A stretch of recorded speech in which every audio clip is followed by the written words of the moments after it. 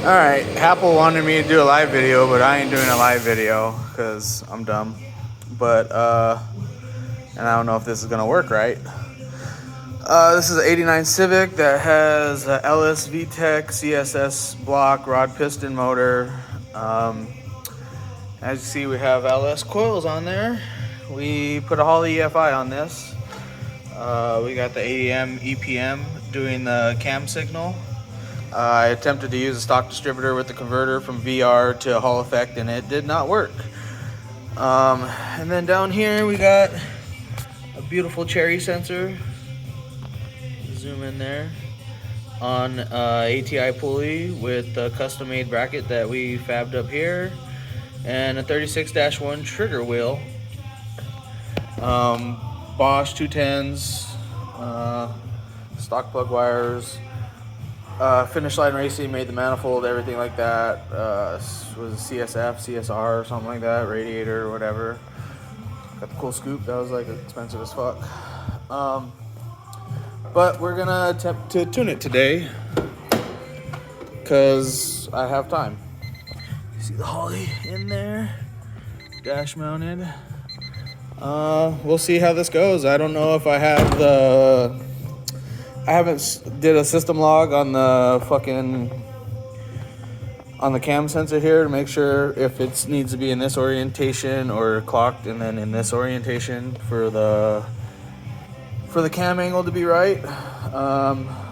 We'll figure it out, see what happens. But just here on my day off, or we took a day off actually, and looking for around like 500. I'll stop at that point. I don't really want to push it hard. This motor should be able to handle upwards of 800, even though other idiots locally say that CSS is just like a regular block guard, but they're morons and build slow shit. And the VS Racing 6262 dual ball bearing, have it water cooled still. And that's about it. We'll see how it works. Hopefully I get some video, some pulls for whoever wants to see it. And after this I will be uploading to Sloppy the tune file, everything that I used, and because I feel like Sloppy community is all about freedom of information and shit like that, so I have no problem sharing it.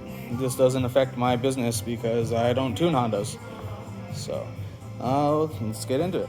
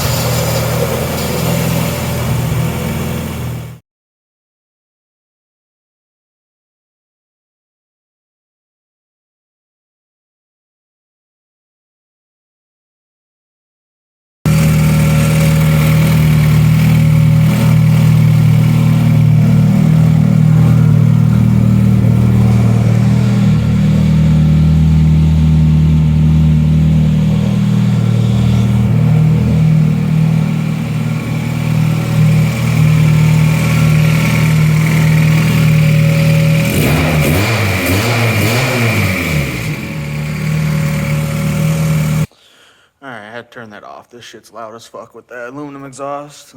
Yeah, it's the next day. Had a chance to marinate on my thoughts of the whole process here. It's pretty trouble-free, except for I made a dumbass of myself, and I built another file that had the VTEC and all my outputs enabled and all that, and set up how I wanted them, and the VTEC fuel offset and etc. And I was having a problem with the way that ATI labeled the crank pulley. For some reason, I know technically it's right, but they have let me see if I can find the stock pulley here.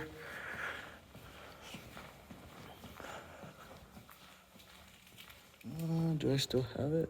I think I threw it away, actually. But I'll put some pictures of what I'm talking about, because I took some pictures of it. They have technically the advance. So advance is supposed to be before top dead center, which I guess some people could argue it's negative timing, but that's not how you don't say I'm running negative 30 degrees advance, at wide open or whatever. But so they have negative marks, and I was going off positive marks because I was thinking that's advance, and my timing was off. So my top dead center tooth was off on the crank pulley in the software. And so I magically lost 100 horsepower in between pulls from flashing my VTEC file on, and I spent a few hours going over the car trying to figure out where the horsepower went, because I was like, everything's the same, but no, everything was not the same. The top dead center tooth was wrong, so I was 20 degrees out. And luckily I found that, and we made some power, but it was a good thing because I went over the whole motor again, which is never a bad thing, and we had some leaking valve cover gasket seals here that were going to cause a misfire anyways, so we had that fixed. And then the bolts on here, when I put the valve cover back together, decided to want to graze the cover here, so me and my buddy Mesa cut that out real quick, and we got it going. Made pretty good power, I believe 320, 360 ballpark on gate, which was like 13, 14 pounds, and then I turned it up 20 pounds and made like 450, and then after that we were having problems, front wheel drive problems. As you can see, we're spinning the tires on the dyno, and past 8,200 RPM I couldn't keep the tire down, so we didn't really get a good reading on the actual power it makes.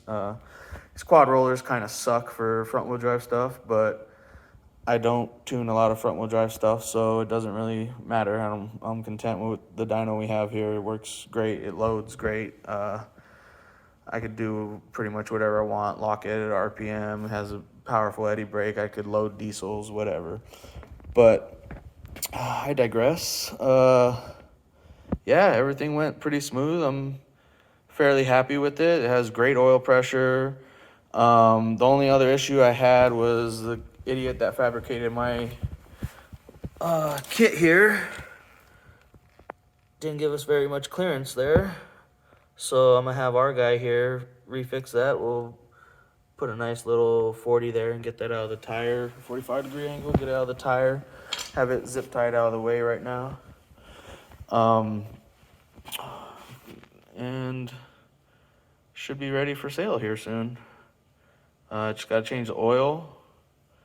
Oil pressure's great. Have like 93 psi at red line, so that's plenty. The only other issue I had was the Magna Fuel, the 4303 down here. Is not happy, or this regulator is not happy with that little piece of crap AEM fuel regulator, so it overruns it. I get like 83 psi, and then once the fuel flow starts being demanded through the motor, it drops pressure. But then it's kind of interesting to watch it on the data log, because the pressure will drop as soon as there's a fuel demand, and then when the boost comes in, the pressure goes back up. So, I mean, it's not really a big deal. It's I don't have very much fuel correction anywhere, so.